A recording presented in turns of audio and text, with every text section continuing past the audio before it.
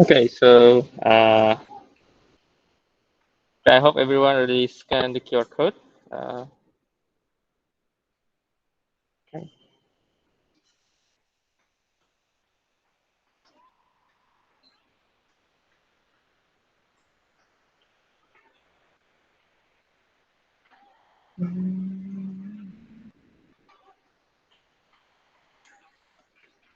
Okay, we will start the course by maybe a little bit review again, continuation from yesterday.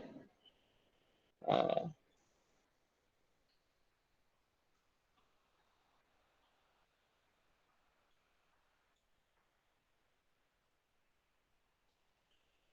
okay, let me move back to. Okay, this is the question last time. Okay, let me copy first.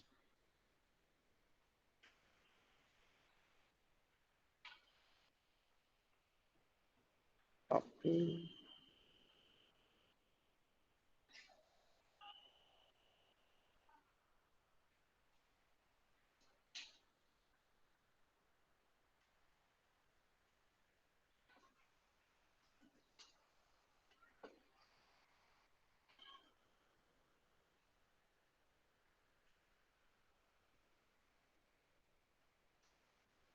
Okay, anyone solve? Uh, anyone solve this equation? Y equal anyone? Maybe. Okay. Okay. Okay. Okay. Anyone in the classroom trying to solve? Yeah, it's okay. It's okay. Okay. Let's solve it. Oh. Efando, I think almost, but not really correct. Yeah, it's -1/4. Yeah, -1/4 should be the constant should be -1/4. So let's solve it together. Yeah, let's solve it together. First, uh, we can sketch first, okay, to see what the questions is about. Okay, so first we sketch.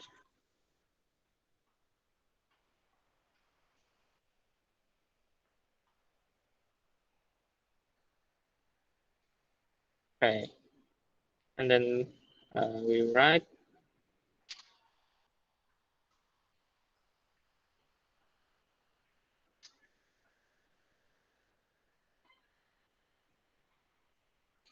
Okay, maybe that is the maybe y(x squared). Okay,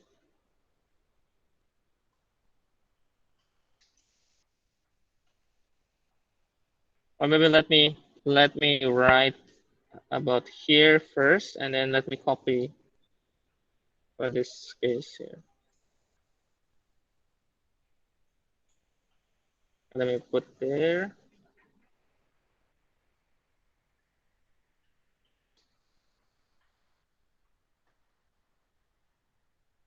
Okay, let's say that is our x squared. Okay.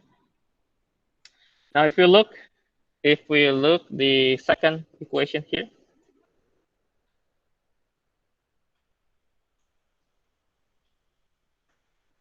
we can rewrite this in x. Can we factor it? Can we factor it? X minus 1. I don't think we can factor it.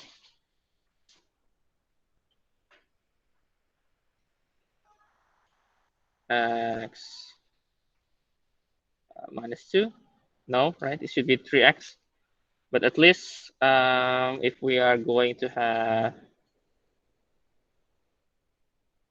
x minus 1 squared, it should be plus 1, right? Agree? Okay, do you get it? How I write here? This should be x squared minus 2x plus 1, and then plus 1, so it should be equal, right? So why I'm doing this? Because this means, okay, this is actually, if you remember a transformation in functions, this is x squared, move to the right 1 unit, and then move to upwards 1 unit. Okay, so that's why I'm copy the x squared. Basically, that's the same curve, but you move the curve. Okay, so okay, let's try to move. So start from here, move to the right, maybe 1 point here, and move to the maybe 1 point here, and then move upwards here. So maybe around here. Okay, okay, let me erase this and make it.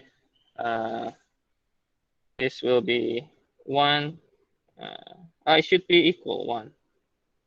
Well, let's say this is 1. Okay, let's say this is 1. Should be a little bit higher, but that's okay. So this will be y equal x minus 1 squared plus 1. And this is our original x squared. Okay. What the question is asking is how we can find the tangent to both curves. Okay. So probably we need to write a line that is connecting the x squared and the other one. Okay. Connecting this with this. So probably here. That is our tangent. Okay. Got it? Okay. So let me draw. Let me make some. Okay.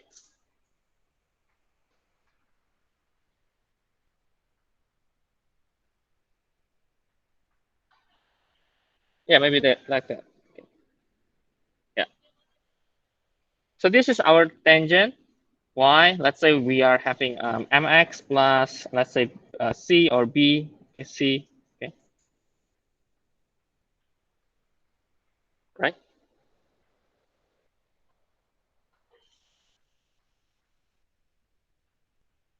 Okay.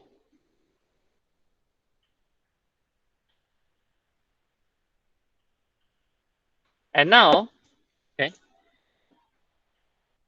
at certain point,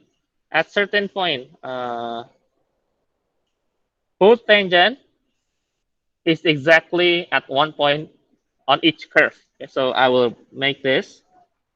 Let's say this is A, okay, or maybe about here.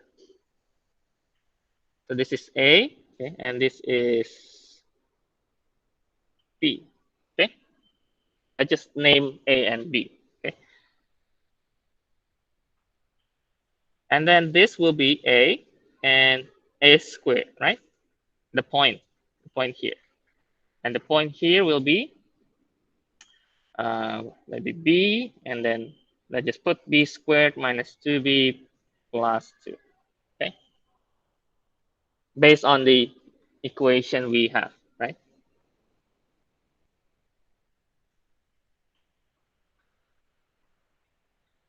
Okay, what is the slope of the tangent? Okay. What is the slope of the tangent? This m. So let me write. M is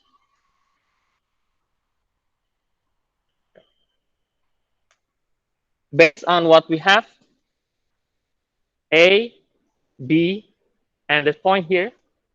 You see the triangle here? Let's use that as our m, slope, okay, as our slope.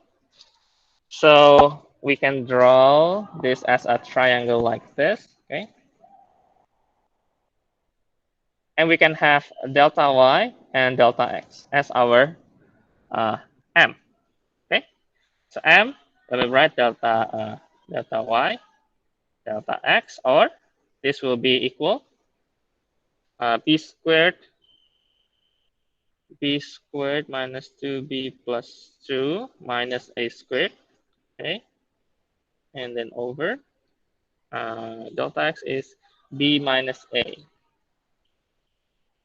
Okay, let's mark this as our slope. Okay, so this is our slope. All right. Now, let's make this A, big A, and B. Okay, to name the point. Okay, so we have this M, and then we have also at each point A and B. Okay, let me write A and B. Okay, we have this is y equal x squared, and B is y equal x squared minus 2x plus 2.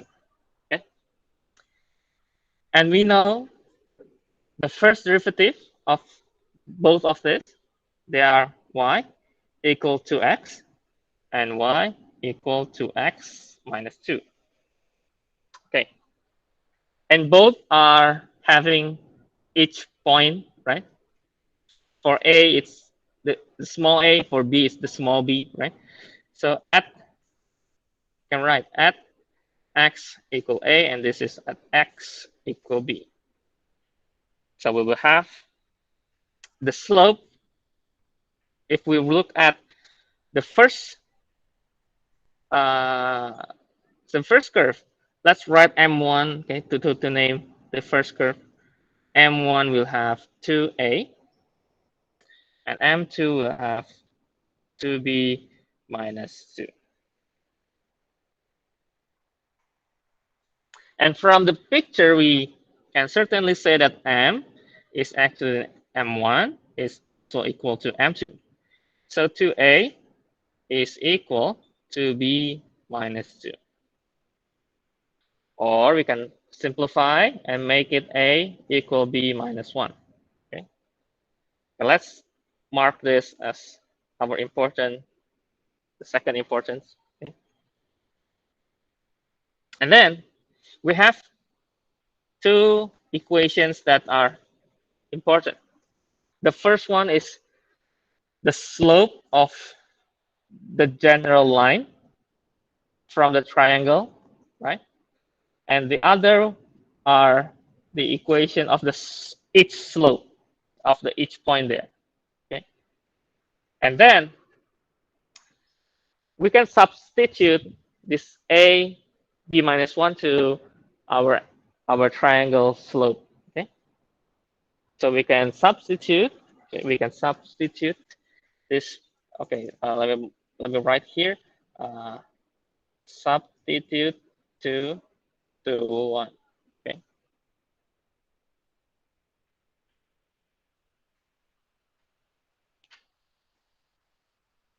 Okay, let's substitute.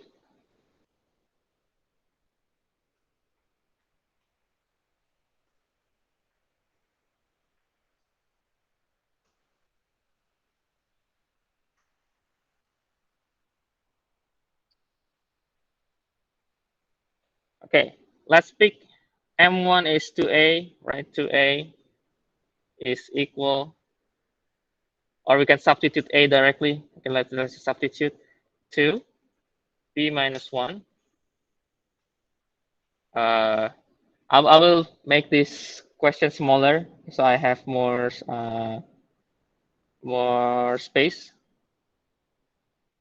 So let's make it smaller here. And I will take this upwards. Okay.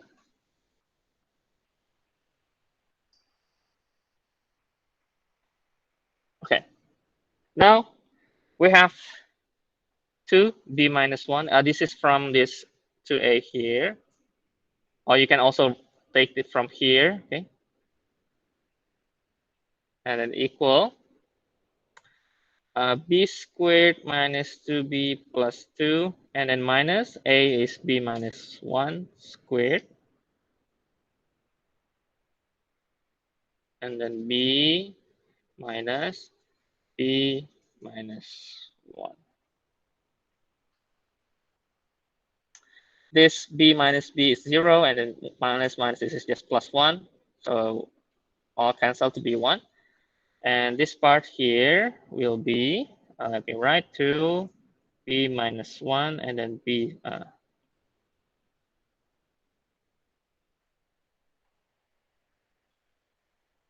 And then this will be b squared minus 2b plus 2 minus oh,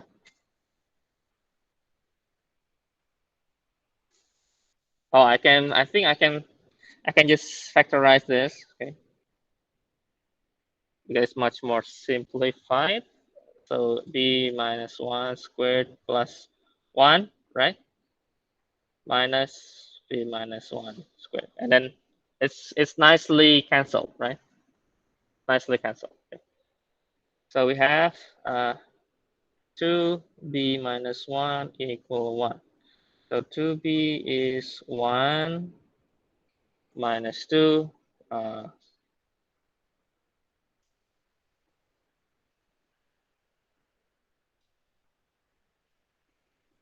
plus 3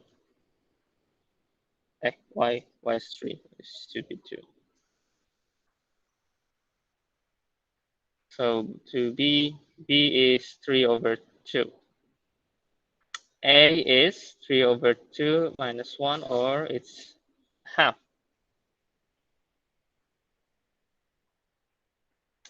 And then taking back to our y minus y1 equal the slope, and then multiply with x minus x1. So what is our y and x? We pick from here. We can pick from A or B from these two. I think I just pick from A. So we pick at A squared. We pick from there, and we take this, and this will be, m will be 2a, okay, 2a, and then x minus a. And then change all a with half. Okay, so y minus, this is 1, so this should be just there, and then minus a is half. So y is x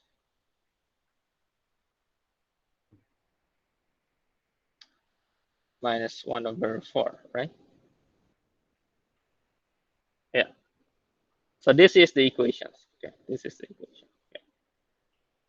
Okay, let me stop here first to let you process all the informations here. Okay. So actually, there is some process that you can choose which one you are going to do first. In my process here, first I am evaluating this m, the general m. Okay.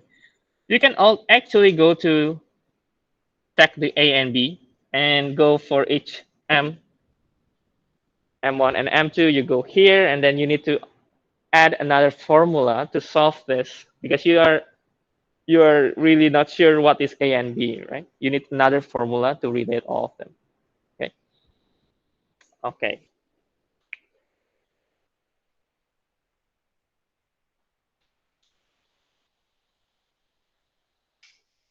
Okay. Any questions? Any questions from the class? Any questions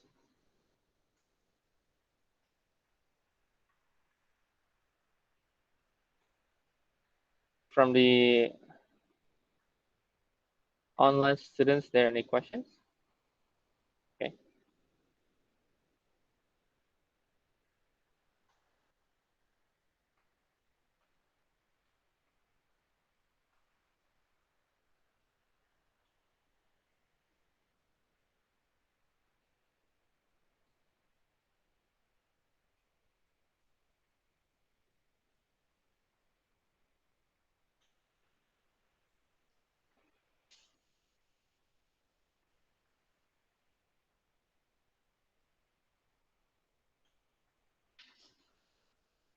Okay.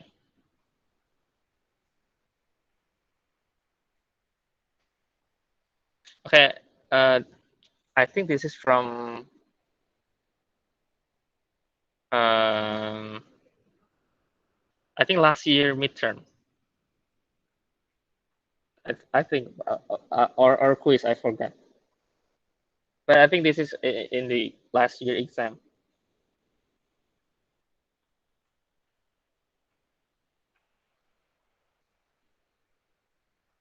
Okay, so my suggestions is if you have the textbook, you can try to solve some problem. And I think I will also give you at least not really a homework, but just questions that you can practice by yourself. Okay?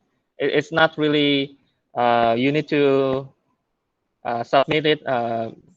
No need for submitting, but you can try some question from. I can give you the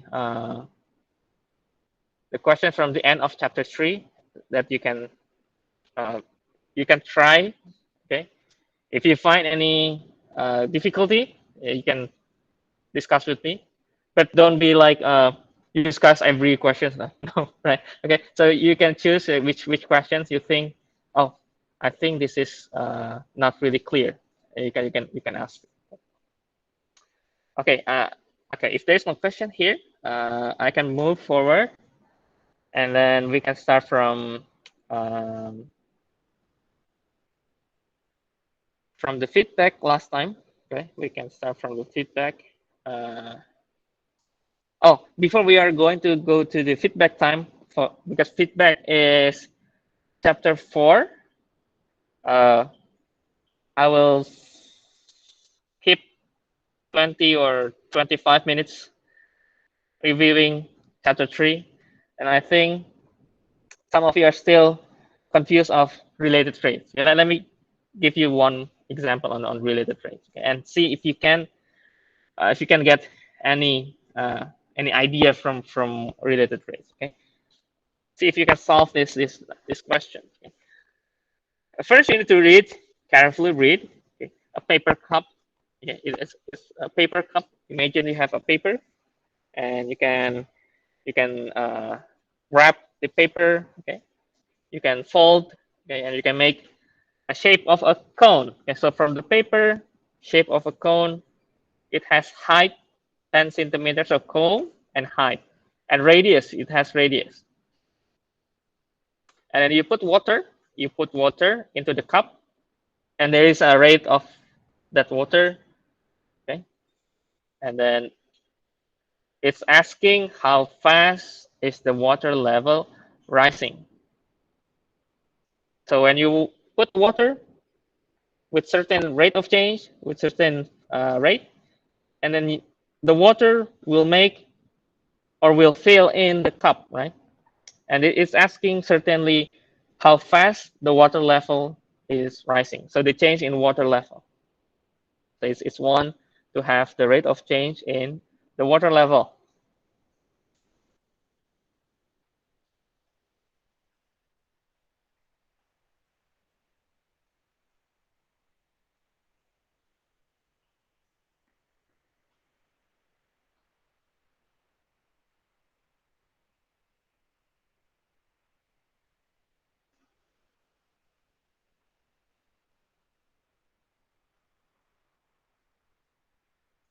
So probably you can start with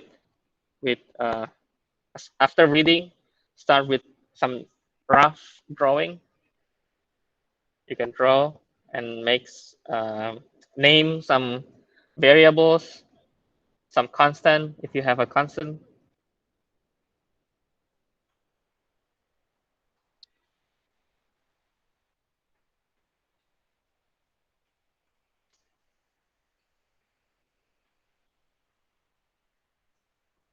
So let me help you with the drawing. So probably the cone, like the ice cream cone, right?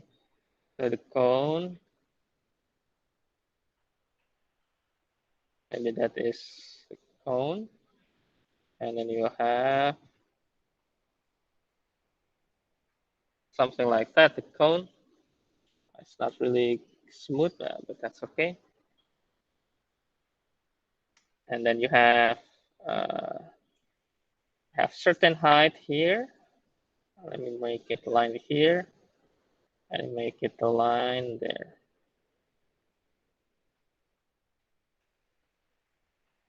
This is 10 centimeter. And the radius, let's start here. Radius is 3 centimeter.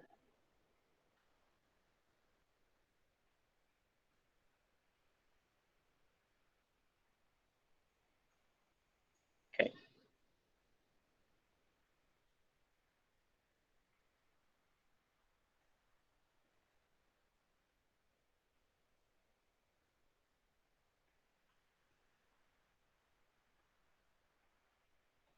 The water is put into the water, into the cup. So this is the water. Let's say this is the water. And it will fill in.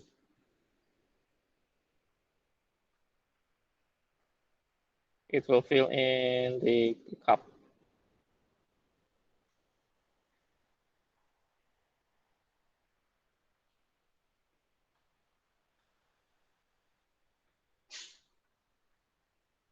Okay.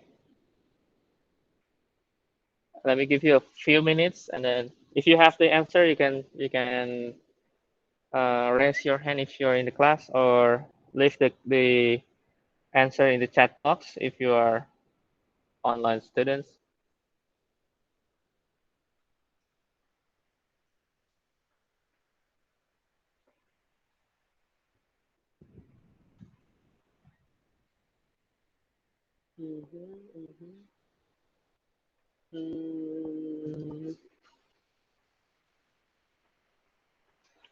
Not really, not really, not very correct. Okay. Almost. I think the equation is okay. The equation is okay. Okay, so the idea behind this paper cup, uh, we see a cone with height 10, radius 3. So you have a volume, right? The volume, right? You have a volume, and when water is going here, put into the cup with certain rate, it means that the volume is changing every time you pour the water, right? The volume of the water in the shape of cone is changing, right?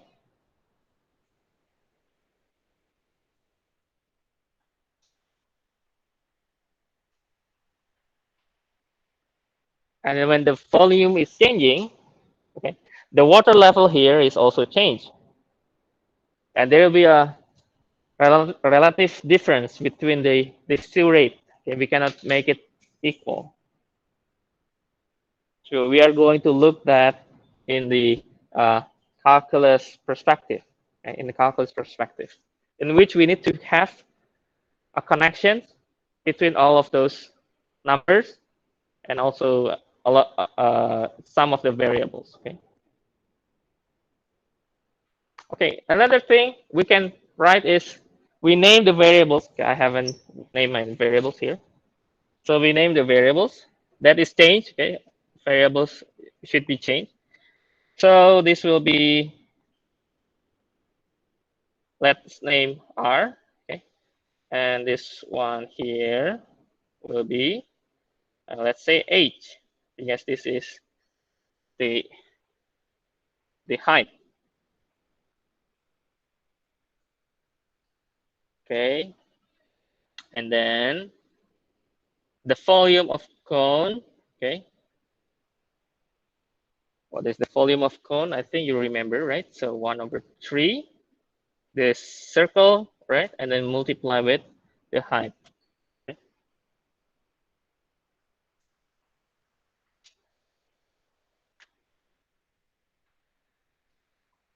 So from the questions, we know that water poured into the cup at a rate of this. Okay, so this is the rate of water. So water will be our dV/dt, right?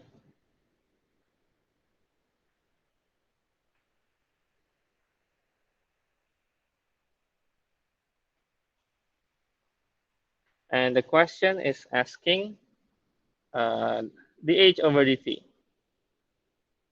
This means that this water level rising.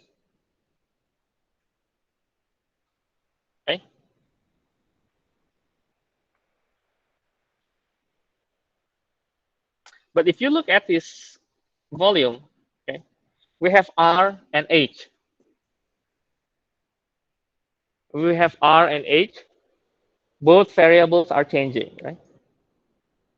But in order to have a nice view of the derivatives, we need to have only one, right? Only one variable. Okay. So we need to look at this, look at this cone, look at the cone, and if we can draw a triangle here and another triangle here, we can find a way to make this into another relations. Okay. We can write down R over H is 3 over 10.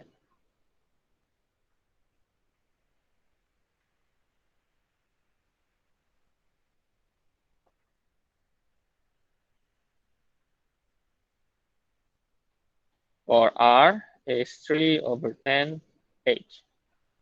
So we can choose which one you like.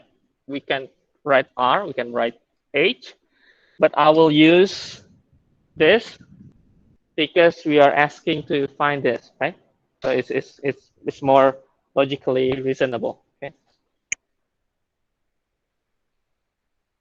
Okay, so we can find the volume 1 over 3 pi and then 3 over 10 R. Oh, H, sorry. And then squared and then H. So we find this is 3 pi divided by 100 H cubed. This is V. Okay, let's derive these equations with respect of V.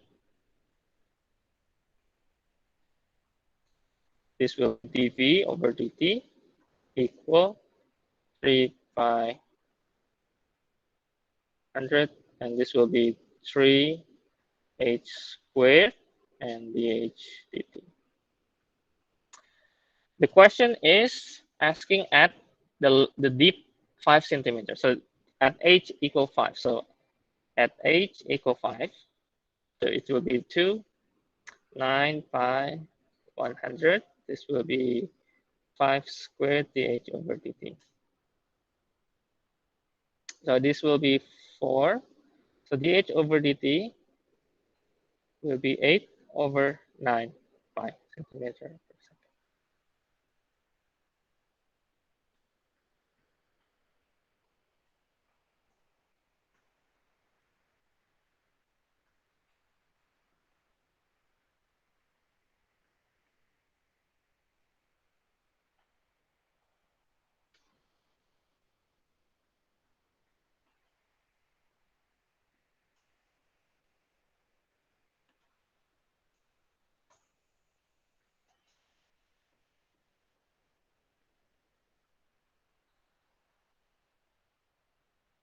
Okay.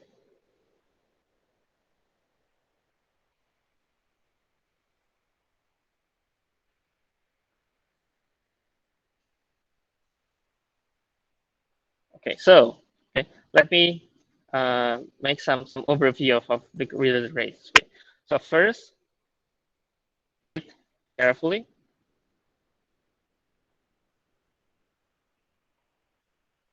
draw a diagram.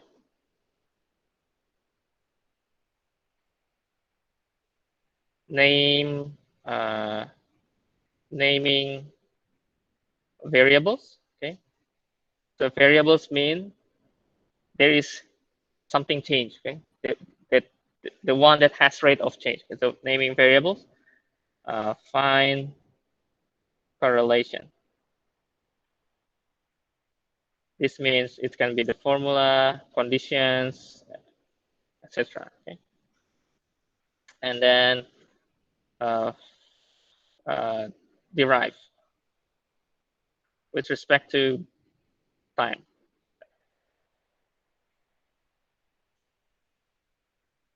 When finding the formula, it needs to be in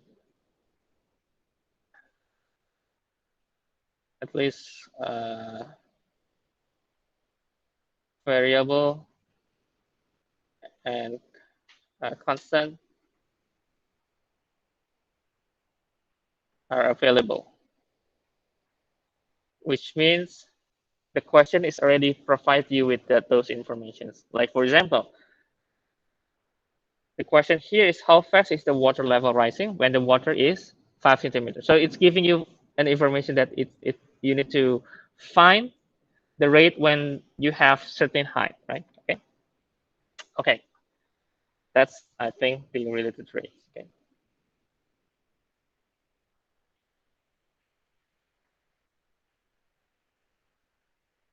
Okay. Any questions from the online students? I think no, right? From here, any questions? No, I think okay. We can move to another example. Another example is this is about the differentials in which I haven't yet fully give more examples, so I try to give now. So this is a differential or a linearizations, but with some case, with some case.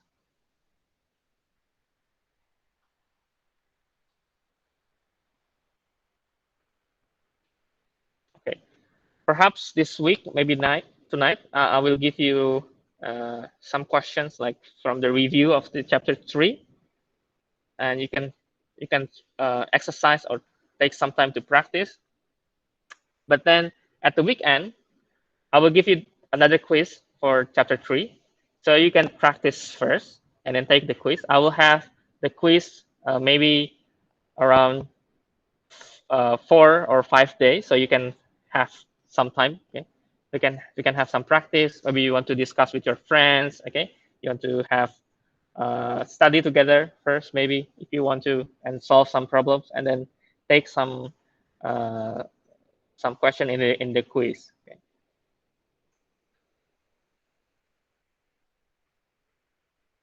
Okay, perhaps the first line here is quite not really clear or of what it is. So there is a window, okay, a window. It has a square shape, right? Square shape, okay. Surmounted by a semicircle. What do you think it will be? So it will be like there is a square surmounted by a semicircle. So probably it has like this, and you can imagine like there is a window like this, right? There's a window like this, and you can one like that, right? Okay. Yeah. That's the picture. And all I think they give all informations, and it's also giving you the possible error. Okay. So we will going to see what is this error means.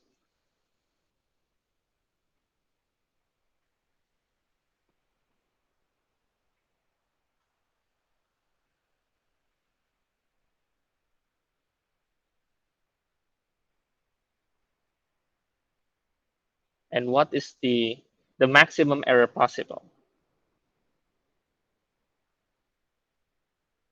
So we are going to have some approximations, okay, by using um, the value from the area of the window.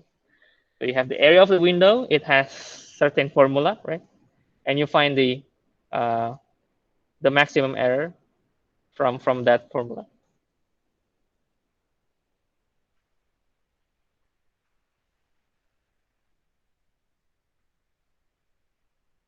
And let me maybe making it bigger. Okay, so to give you more clear thing.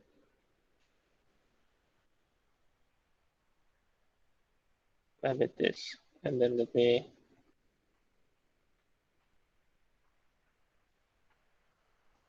Okay.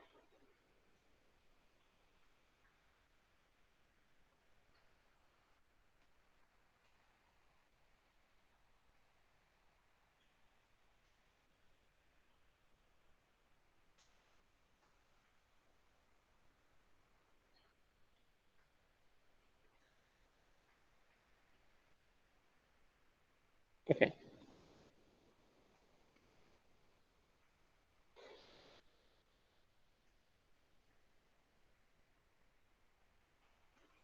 So the question is actually saying that the base of the window is measured as having width 60 centimeter with a possible error in measurement of 0.1. So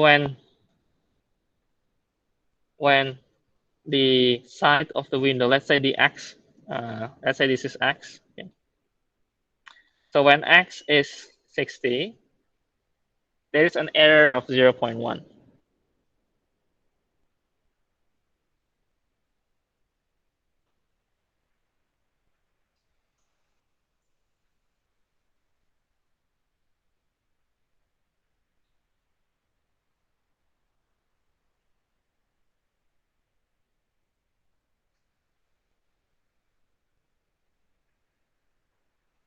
So remember when we have the so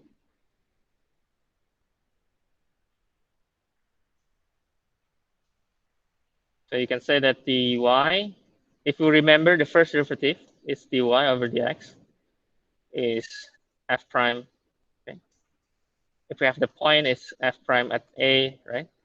And you can rewrite this. Okay.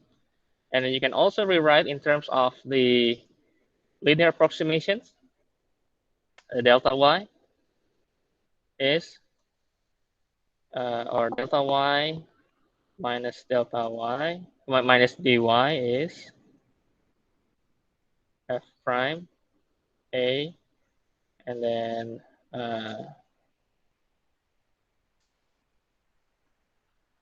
or maybe I mean write in terms of linear approximations.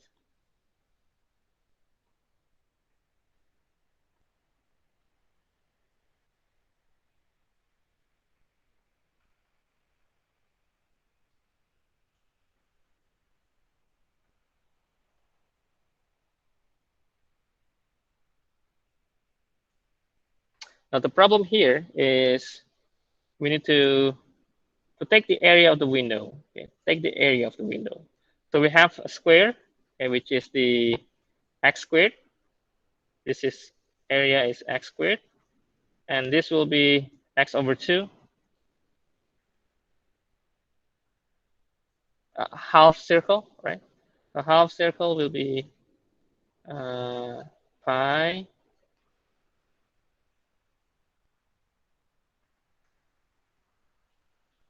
So total area is x squared plus pi over 2, pi over 8, pi over, let's say pi over 2, x,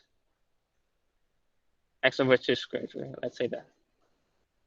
We can have this in terms of x squared, and then 1 plus pi over 8.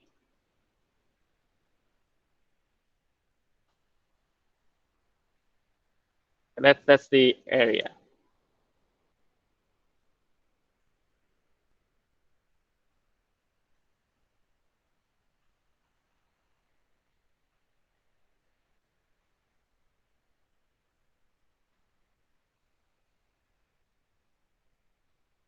And if we derive this, dA, this will be 2x.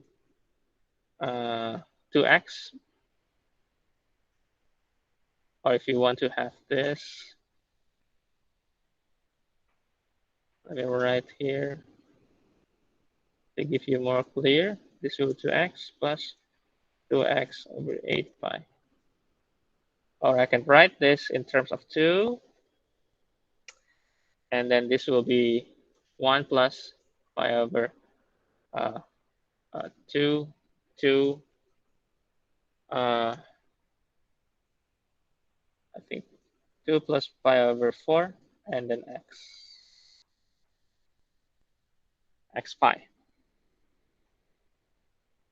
Yeah, and dx of work. I'm sorry.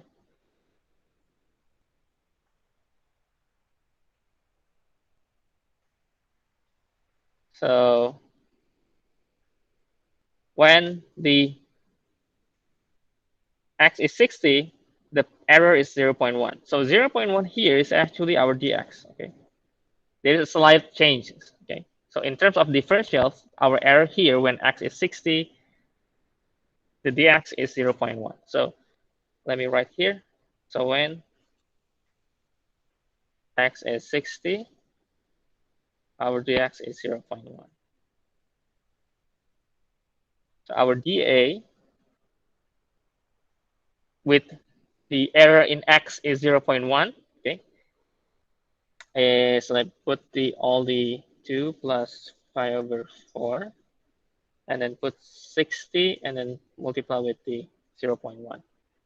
This will cancel. This will be resulting in 12 plus 3, oh, sorry, 3 over 2 pi. And this will be the error in terms of the area.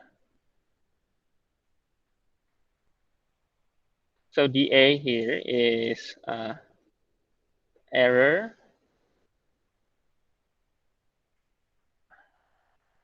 possible error in area of window.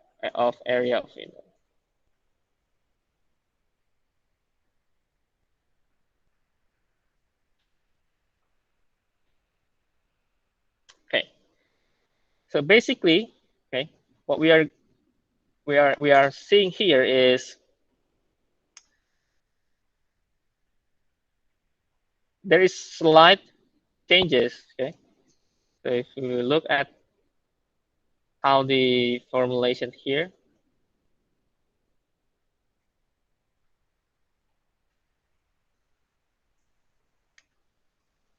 so whenever you have this dy here, okay,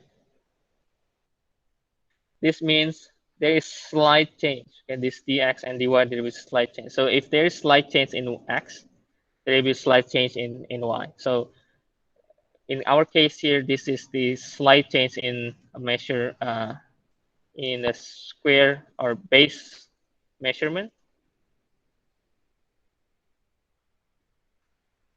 Changes in base measurement, and it will relate to changes in in y, or in the area of window. And certainly that is what we are see here. Okay, so if we have some dx here, it will affect the area of window. Okay? The slight change of area of window. So this dx means this error in x. This is error in a.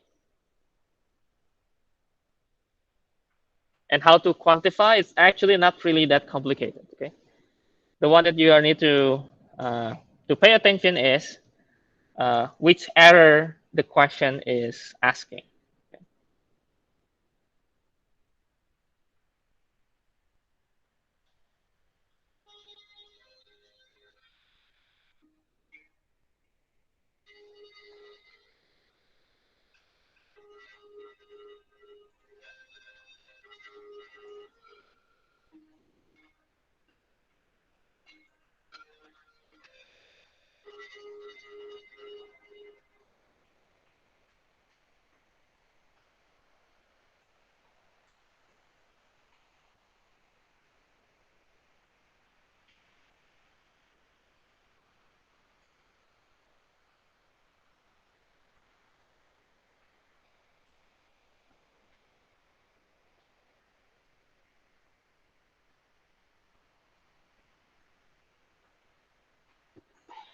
Okay, I will give you just one last example on uh, chapter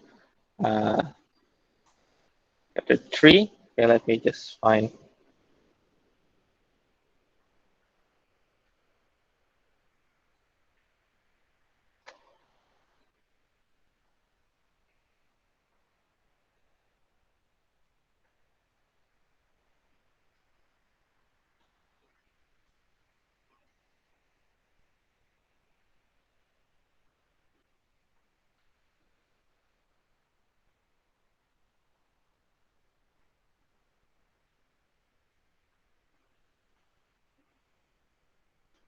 Okay,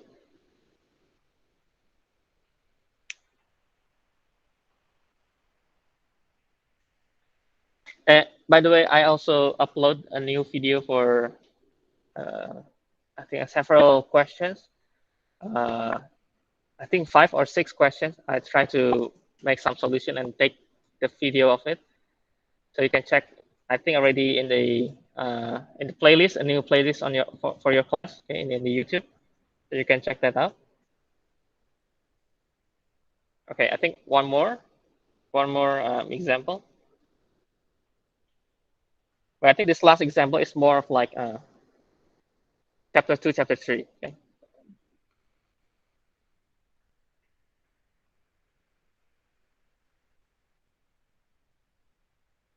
Okay. Okay. Now,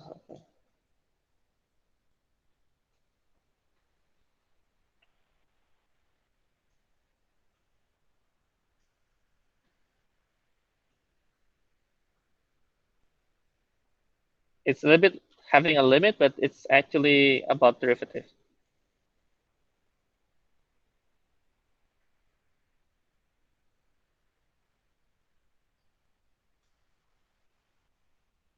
Okay, just evaluate the limit. And since you will have the midterm later, and the midterm will consist chapter 1 to 4, so I think this is also fine for you if you want to review the limit chapters. And it has relations to the derivative.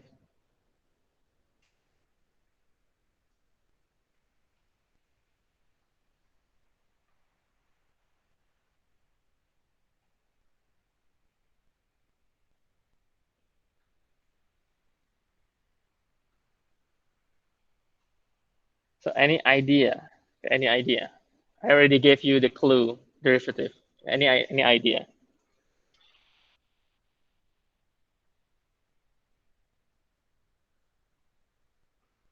Okay. For online students, if you have L'Hopital rule, mhm,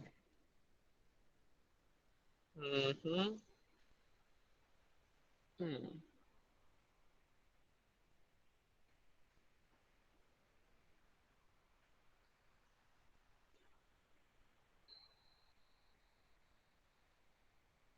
If you use L'Hopital rule, that should be resulting.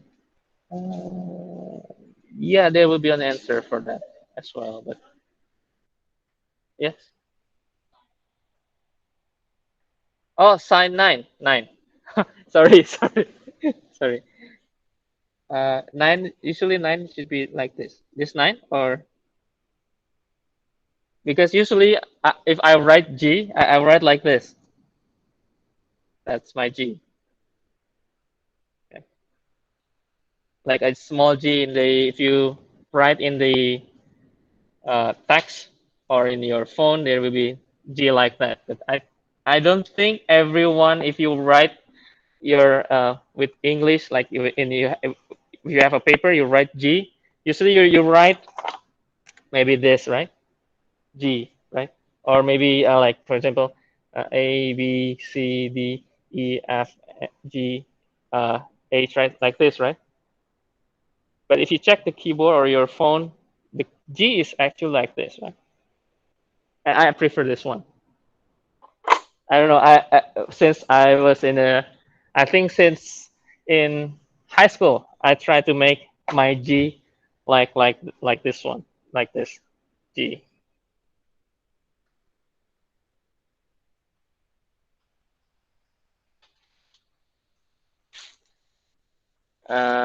Doesn't exist. It exists. It exists.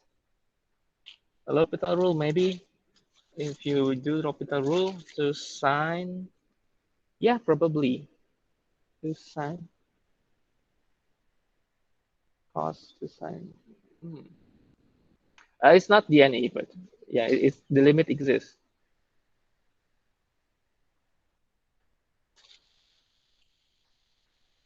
Any idea? I already give you a clue.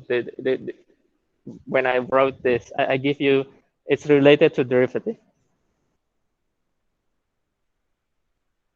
It's not a simple questions like You need to calculate. No, you need to think first what this is about. You need to think and what is the relations of this to derivative. And you can check your notes when you have the limit and derivatives. What's the connection between those two? Yeah, I think in the chapter limit chapter you can check. Is there any definitions of the derivative that you can maybe when you look at it, oh maybe it's related.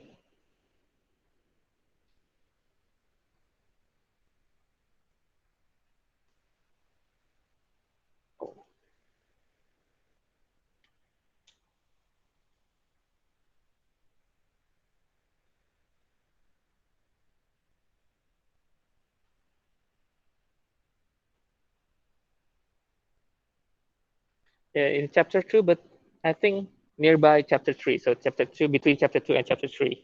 I think last part of chapter 2. Last part of chapter 2.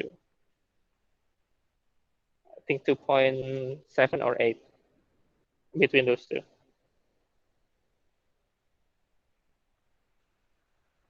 When we have definitions, okay, with definitions of derivatives.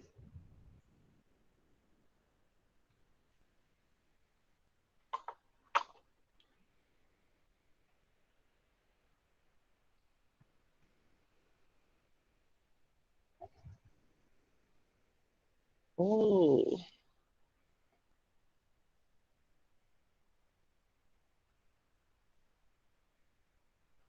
Mm-hmm. This is 0. Should be 0. Right? 0.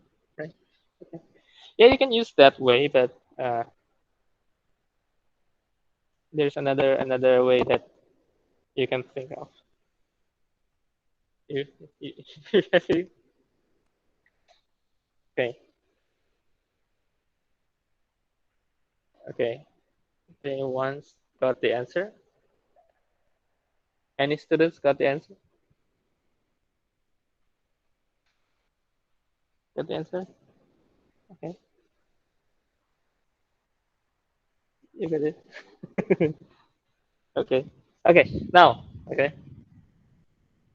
First, okay.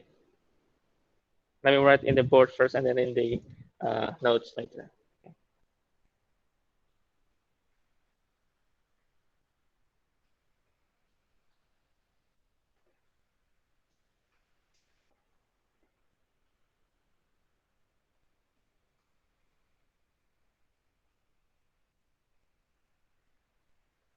Okay.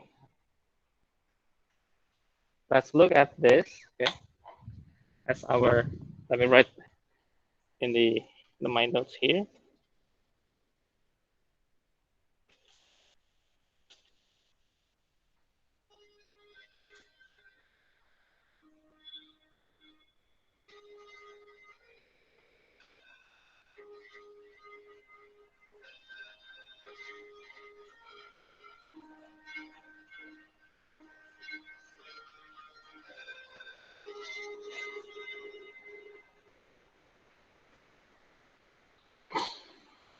Okay.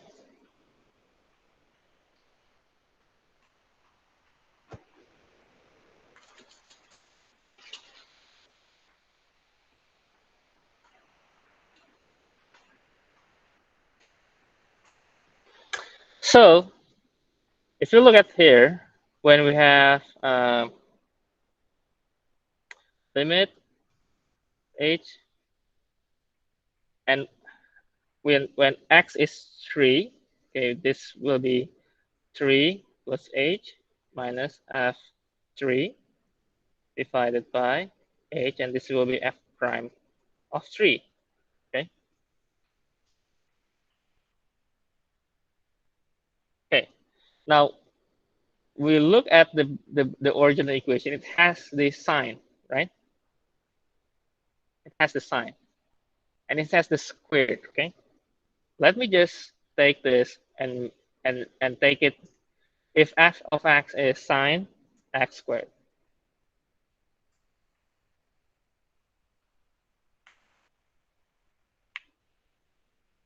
So actually, if you take this as your considerations and take the f prime x as your first derivative from the sign x squared, this will be 2x.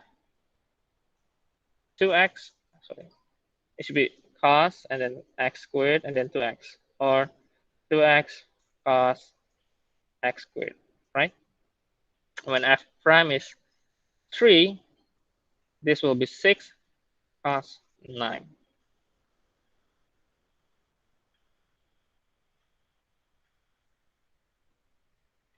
Okay, so from the basic definition here, you still can prove that, okay, that is our derivative. Okay, so sometimes taking the limit definitions into your consideration is also important. So sometimes, aside from rules that still you need to practicing, like product rule, quotient rule, and others, you need to sometimes you got to back to the original definition, which is involving the limit. Okay.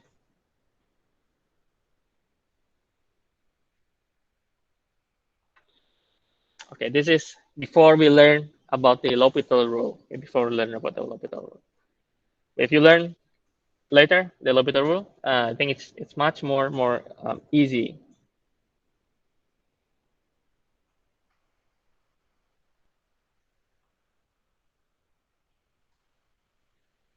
Okay. I hope this is the review. Okay.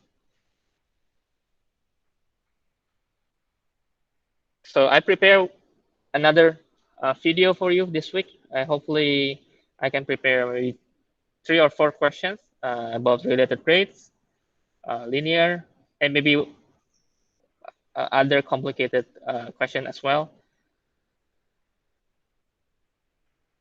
so that you can have more exercise. All right. Okay. Okay. The next thing is the feedback. Yes. Last Tuesday. So whenever you have finding linear approximation, you need to remember the, the idea of the linear approximation. Okay. So if you need to find linear approximations, and the question is already requesting you need to have a equals 0. So that means you just use the functions, derive the functions, and evaluate at a equals 0, which means you need to find the first derivative, evaluate at 0, and evaluate the original function at 0, and going to the equations. And you get that this is actually the answer. And you need to make this is approximate, okay? Not equal like this.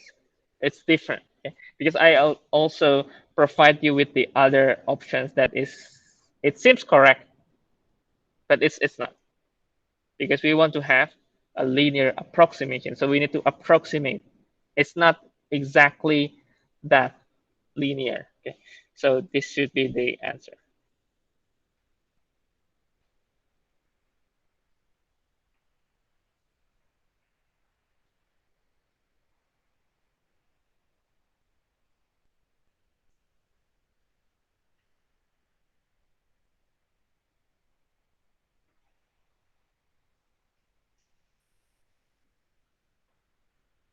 Okay, so I think, yeah, it still got correct.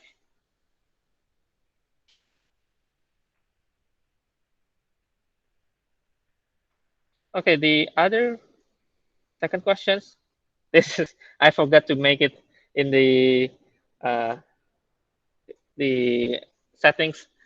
So this is true. Okay, this is true. This is by mean value theorem. Okay, mean value theorem. So you can set the -1 and 1 as A and B, and there will be a C. Then C, the f prime should be equal 0. Okay. All right. So yeah, sorry. Sorry for the settings. Okay, the other questions is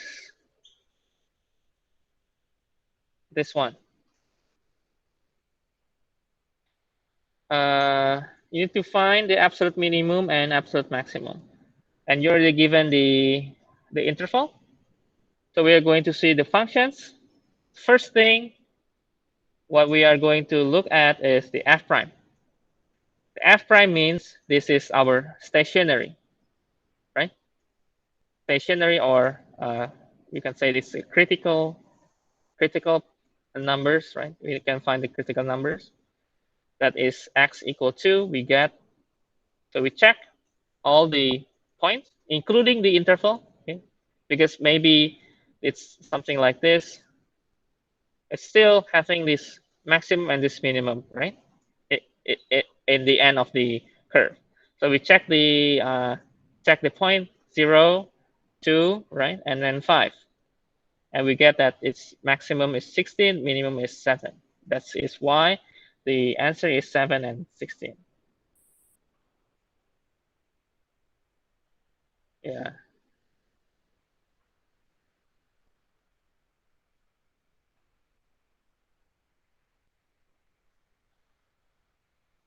Okay, so congratulations for the winner. Okay, now we move forward, okay, to chapter 4. Okay. I think last time we are here, the extreme value theorem. Okay, so let me repeat that if the function is continuous, it has a closed interval. Okay, from first is a and then the end with b, then it will have some maximum value of fc and some minimum value at some d. Okay, at some number c and d in the interval. Okay, which means you can have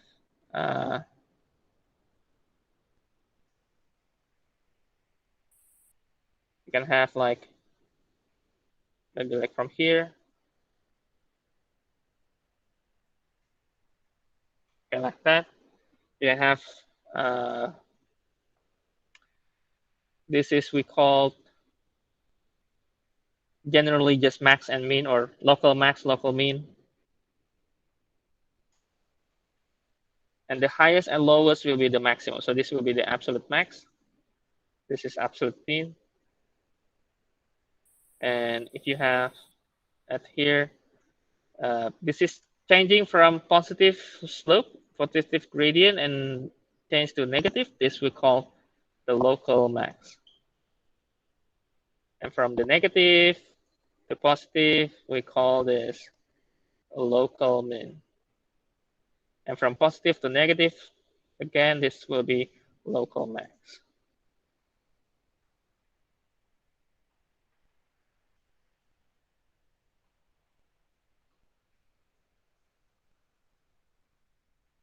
And then from here, our local max and local mean, we know that at this point, the slope is 0, which means the f prime c is 0. And this is the next theorem, the Fermat's theorem. If f has a local max or minimum at c, and if prime c exists, which means this means that the function is differentiable at c, okay? Because sometimes the function cannot be differentiable. Okay? Then the f prime is 0. And this is just going forward and backwards and proving that, okay, we have the local max. And what is the local max means? That is the f prime is 0. Okay. Now the critical number, okay, critical number. Now this is quite interesting, okay. So critical number, okay, if you look at here, let me take this, oh wait. A critical number of a function f is a number c in a domain of f such that f prime c is 0 or f prime c doesn't exist. It seems that not really clear what is happening, right? So it's best if we look at my example here. Let me draw here. Let me draw the graph. Okay, some graph.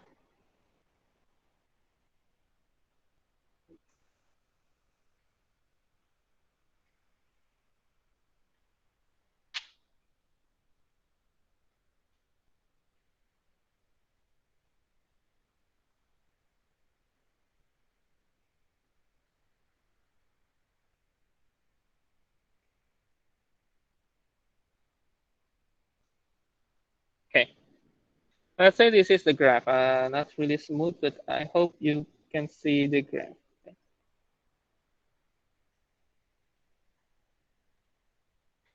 Okay, I believe we can conclude that this will be absolute max, right?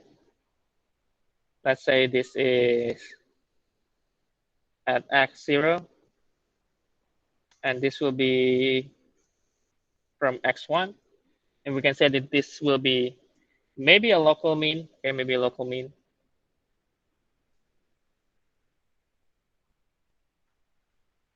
And what is this point here? And we have like a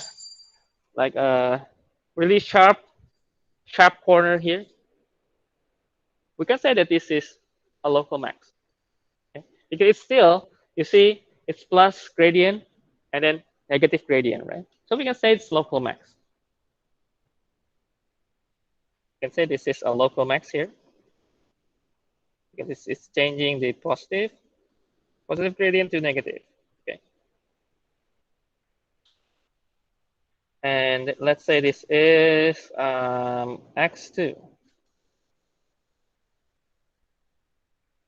And then if we are looking at the absolute max, it has the slope here, right? 0. The local mean it's also having slope 0. But you have also a 0 slope here. Let's say this is at x3.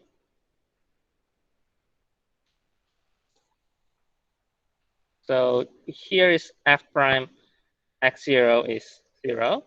This f prime x1 is also 0. Okay. But here f prime x2 is not 0. Okay. And here f prime x3 is 0. But is it maximum or minimum? It's the same. For example, if this is negative, but it's 0, and then negative. So negative, negative. So there's no change. So we gotta say at the x3 is max or min. It's neither of that, neither of both of them. So we can say, but we can say here, because if f prime is 0, it's still a critical numbers. Okay, it's still a critical numbers. So it's still a critical numbers. Okay, this not max, not min, but x3 still a critical number. Okay. Now at x2, let's back to x2. It's local max at x2. It's not equal 0, the f prime. And we can say that f prime is actually undefined or doesn't exist. That is precisely true from our definition for the critical number. So a critical number of a function, f is a number C in the domain of f such that f prime is 0 or f prime doesn't exist, which is, this is the one case that we can see. Okay? So when we are going to be looking at here, at this point here, we are not sure whether the slope is positive or negative, right? So there's no possible way that we know the different derivative here. So we can say at the f prime x2 is not equal to 0 or f prime x2 is undefined or doesn't exist. Okay, I hope from this example, we already cover all the things that necessary for the functions and the f prime. also finding the maximum, minimum. Okay. Now let me go a little bit lower here. The number seven definition here is just emphasizing what we have done in the graph and previous definitions. So if the functions has a local max and local min, so it's already have, so we know if they have max or min at some c, we can directly say c is a critical number. Okay, c is a critical number. Okay, so there is a lot of words, but I think if we can just understand from this graph alone, you can understand all, right? If you can understand how we have changes from positive gradient to negative, we know that there will be a maximum, and we know what the absolute means, the highest, and the minimum one is the absolute mean, right? And the other one will be local, and you know that sometimes they can be undefined, and also they can be a zero, but they cannot be defined as a max or min. It can be happen as long as their f prime is zero, or we can say they have a critical numbers. Yeah? So every critical number is not always a max or min. Okay.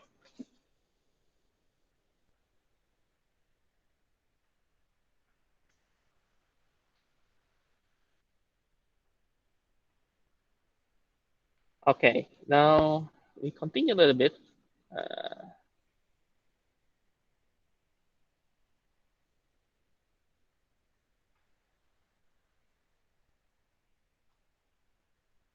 continue a little bit, and I think okay. I think one more that is conclusions for how to find uh, this closed interval. Okay. This is actually we already done, like in the feedback time yesterday. You already guys already doing it. So the closed interval method is actually the method to find the absolute minimum or maximum in a closed interval. Okay? So first, find the critical numbers, which you are just derive, find the x, and that will be the critical numbers. Okay, and then find values of f at the endpoints and check which one is maximum, which one is minimum. That's what you have done already. Okay? If you read this all this and maybe thinking, oh, it's not really necessary because uh, with the questions yesterday, you already know what you are doing, right? Okay.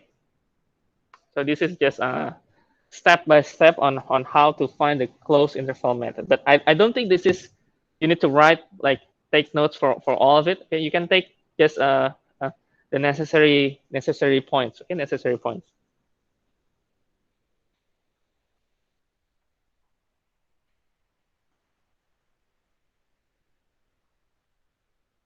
Okay, so mean value theorem, the maximum minimum. Okay, the next step will be about the uh, oh, I think I can show you the before we are going to go more details on sketching the curve. Let me show you the uh, how to use the mean value theorem, okay, in some applications.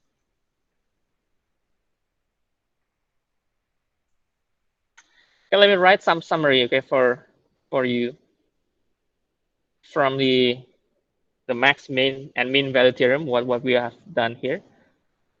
Okay, now in mean value theorem, okay, you remember that the mean value theorem starts with these equations.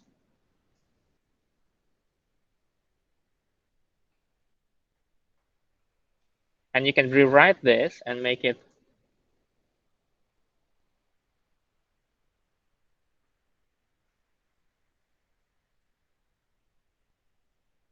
or we can say that this will be, in terms of FB, there will be FA plus F prime C and B minus A. And the F prime will be determining how the functions will be, right? The F prime can be positive, f prime can be negative, f prime can be 0. Okay.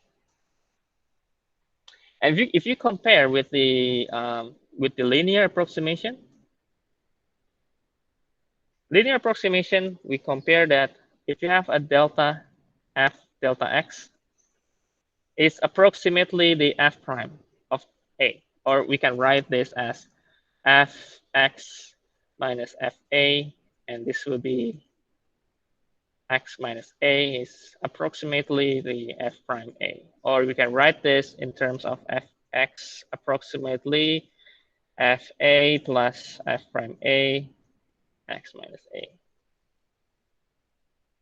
And in mean value theorem, it's precisely similar in terms of the equations, but the difference is this is exactly f prime c.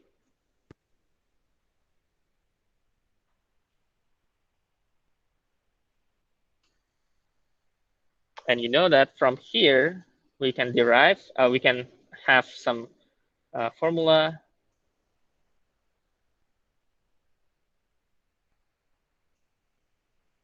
which are, if we can find the maximum f here and the minimum f. So this will be in the middle. Okay? The f prime c is in the middle.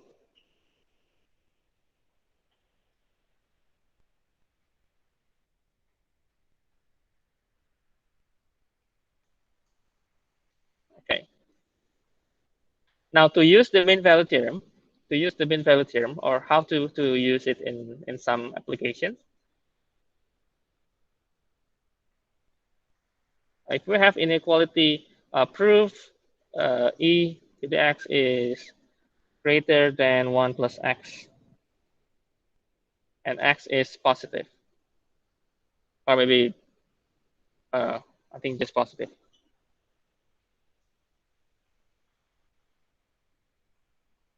Okay, so you have a statement. Okay, you have a statement. E to the x is greater than 1 plus x. Okay.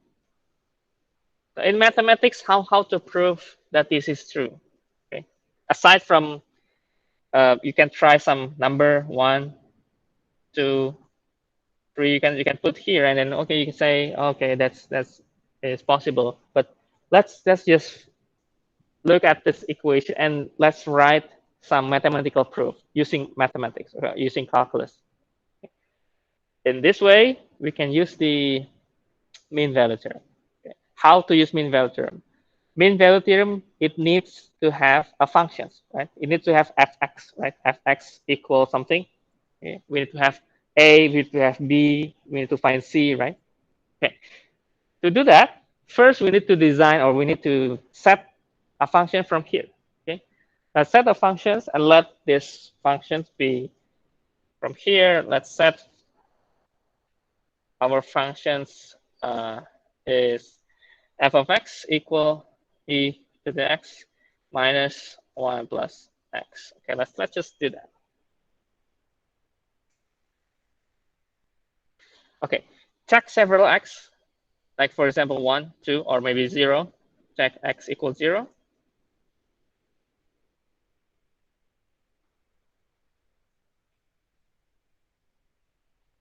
And this will be 0. If you want to check 1, you can also do that. Okay, just e minus 2. And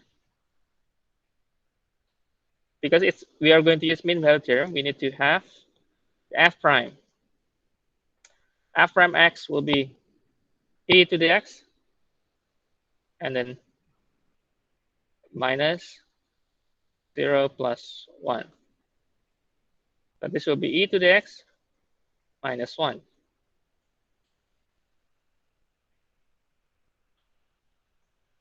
Okay. Now, this statement here, e with power something, is already positive, right? Positive statement. E is 2 point something. You multiply raising some x, and then minus 1. It will be stay positive, right? It will stay positive, and all this will be positive positive statement. The f prime x is always positive, right? F prime x is always positive.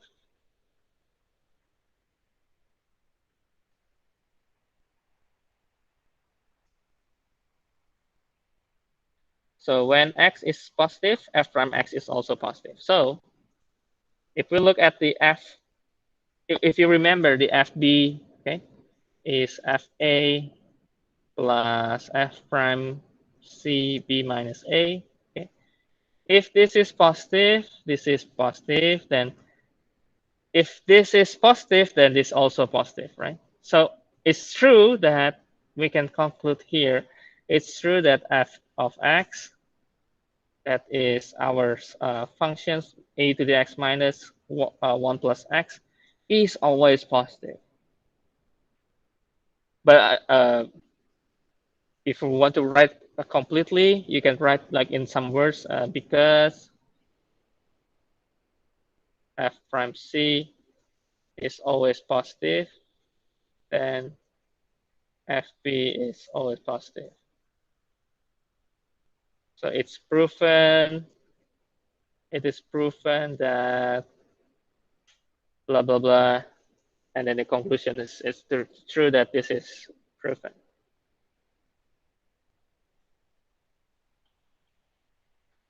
Okay.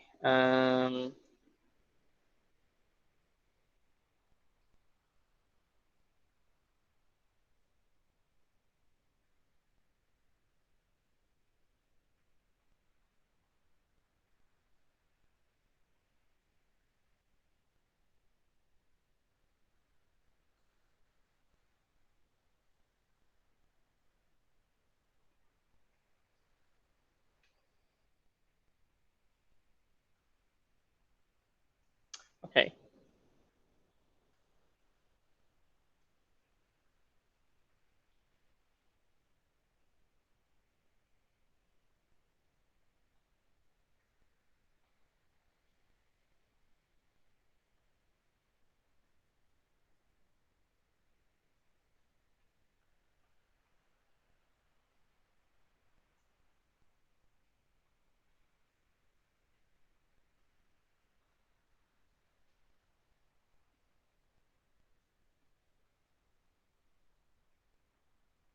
Okay. Okay. Any questions? Any questions? Okay.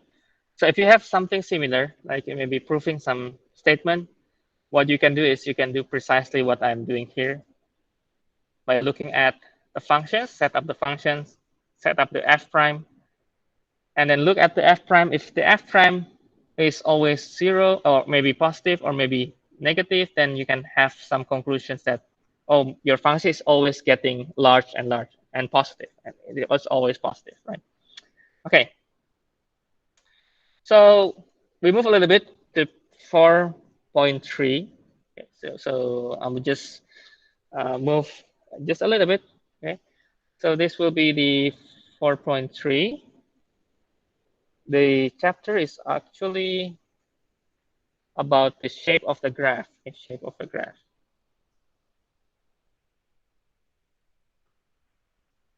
In perspective of derivative. Okay. Okay. We already look at some of the graphs previously. What we can conclude, okay, from the f prime, okay, if f prime is positive, which means the slope is positive, it's always increasing. Okay, so the functions will increase. Okay, if the f prime is negative, then f is decreasing, okay, on the interval. And I don't think I need to prove this. We already have some of the example. And then we can have a first derivative test. It's called the first derivative test. And I think we already also conclude this in the previous graph. Okay, so if f prime change from positive to negative, it's saying it's local max. If change from negative to positive, it's local mean.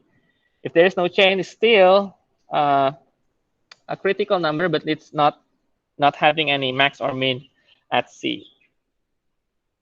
What I want to show you, okay, is, so this is, we already done this, okay? So I think don't need to take notes from here if you like. I will go to here for a few minutes, okay, before we end the course. Okay, let's look at these two graphs, okay? Look at these two graphs, okay? So you have A and B. The left one is A, the right one is B. You see functions f and functions g. If you look at the first derivative, okay, the slope is both positive, right? Positive slope. But what's the difference?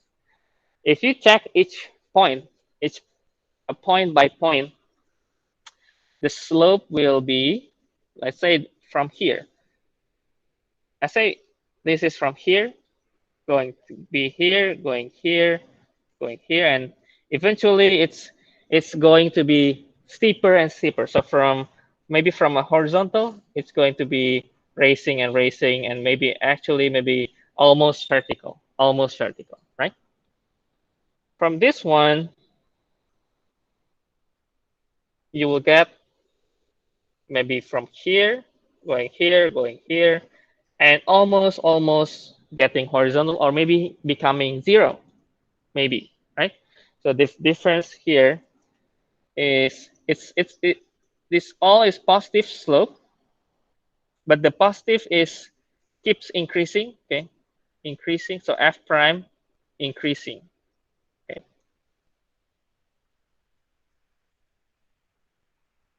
and here f prime, or let me write this: positive f prime is increasing, okay. This positive f prime is decreasing. Decreasing doesn't mean it's negative, right? Okay, and we can solve this, or we can go more deeper with the second derivative, and I will maybe show you in details next week. Okay. Okay.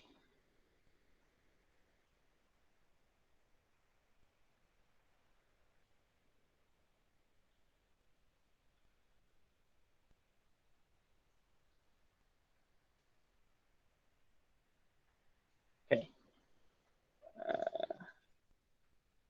Okay. Before we going to have a feedback time, let me show you a little bit of some graph here. If this is y equal x squared, we know that y prime is 2x. It is the line equation. Okay. If we can draw the derivative, then this will be our derivative. Okay. Okay. Do you know why? So this will be the derivative. This is f prime. This is f. If we look here, the derivative here, this is going to have some negative slope, and then this will be a positive slope, right? So in terms of f prime, if you want to draw, okay, and we know that this is x squared, this is 2x. 2x means this will be line equations, linear equations, right? If we here, so this will be, this is 0, right?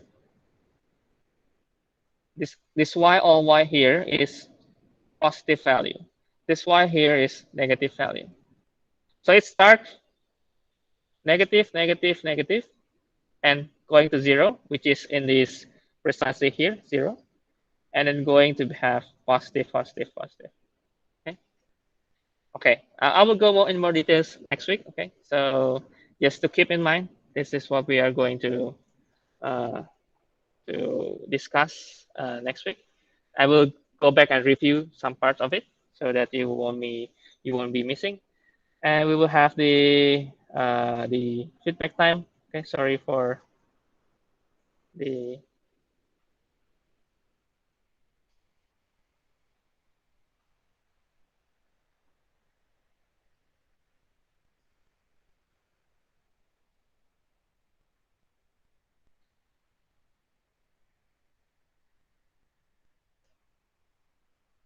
Okay, feedback time. I hope we still have time.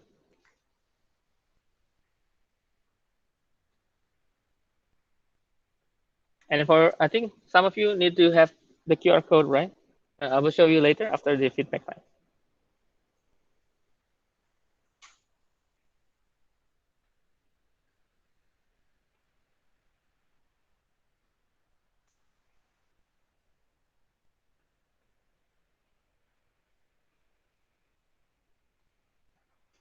Okay, I think we can start. Okay, are you ready? Okay, okay. If you're having trouble going to the QR code, you can go to the website menti.com and use the code, the number code. Okay, the number code. Okay, we can start. We can start.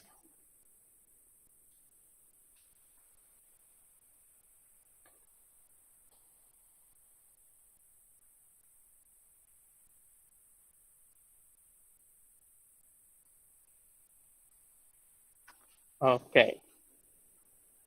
Okay, let's start. Let's start. Can anyone join? Okay. Okay, 3, 2, 1, let's start.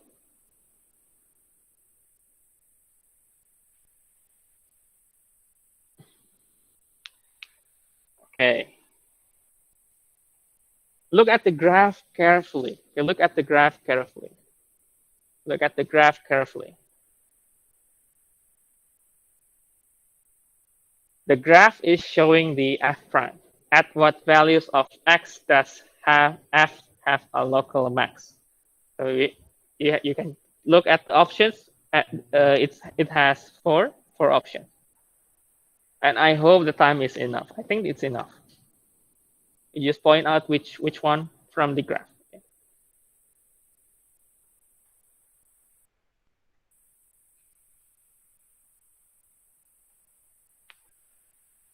So if you carefully pay attention to the last part of the lecture, you will know. Okay, you will know. If not, that's okay. We can review next week. Okay? We can review next week.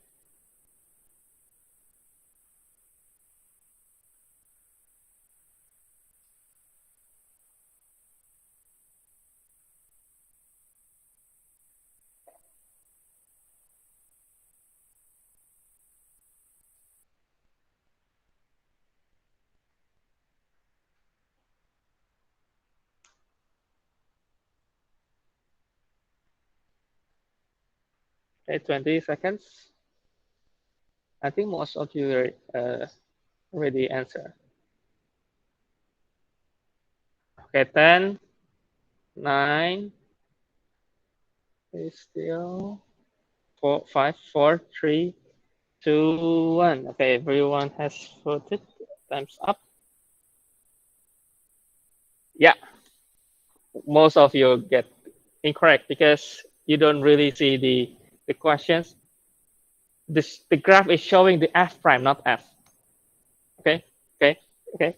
So I will make another examples next week, and we can have some practice. Okay. Okay. Next is oh, okay, magical right now. Okay. Okay, get ready for the next one. Yeah, I think we just have two questions. Let's start. 3, 2, 1. Okay.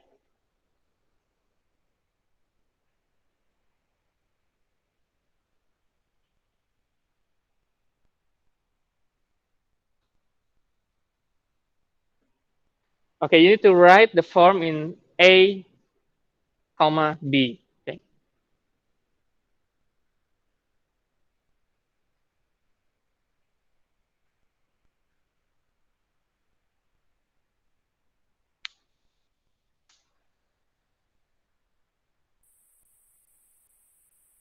So you need to find the x. Okay, not the value. The x. So find the x is equal what number, and you will find at least 2x, and you need to write in the form of A and then B.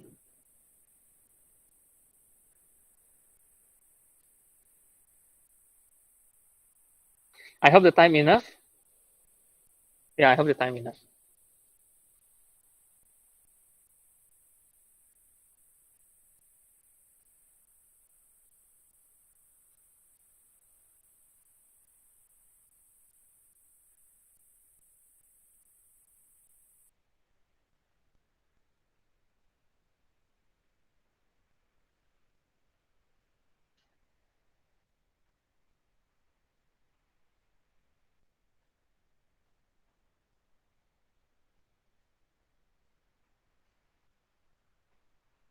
Okay, some of you already answered. The 9 students already submit the answer. But don't worry, still 1 minute. You can relax, check the answer if you want. You can check, or if you don't have any clue, that's okay. I haven't got until here yet, but the basics you already have. So I just trying to find out whether you're getting this correct or no.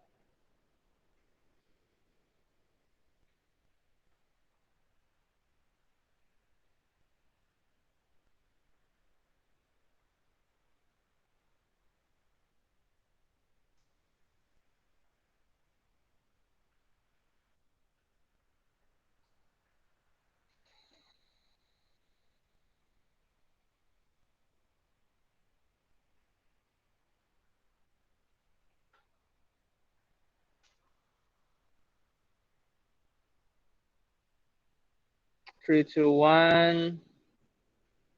Okay.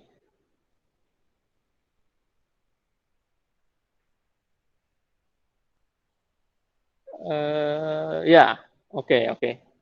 There are several of you got correct. Let's see.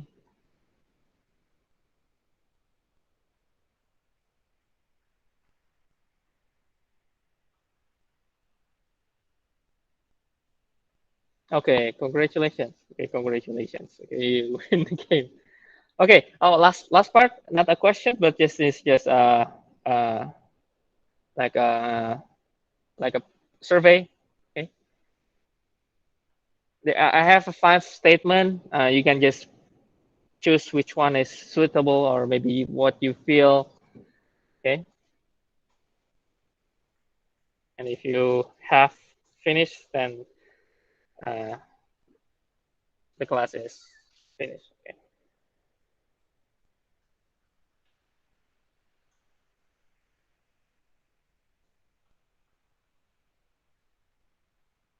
Okay, the left part is disagree. The right part is agree. Okay. Okay. Okay. Okay.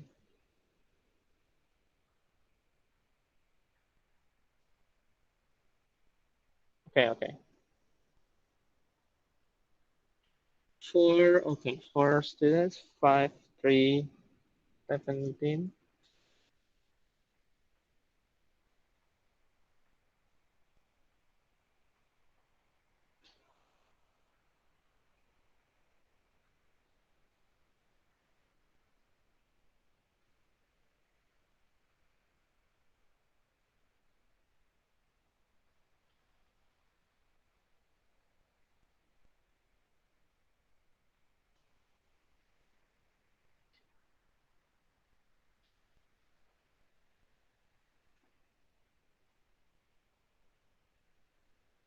Yeah, okay, while you are filling in the survey, if you have any questions, uh, maybe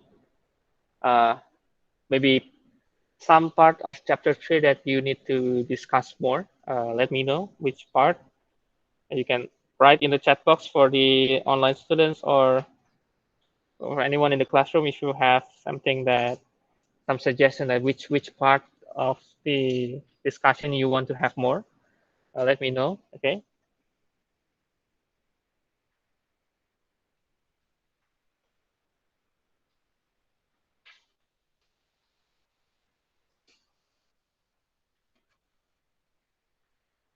Yeah, I think uh, it's true that we need more practice. So that's why I will give you some practice this week.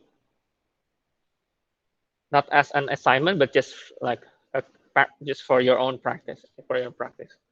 Okay, if there's no questions, okay, I will stop the course. So up until here.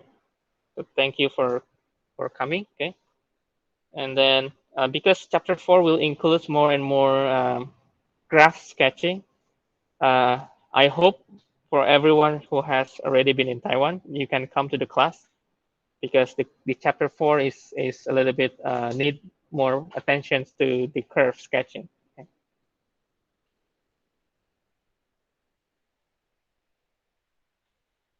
Okay, if there is no question, any question, maybe which part you think you need more practice,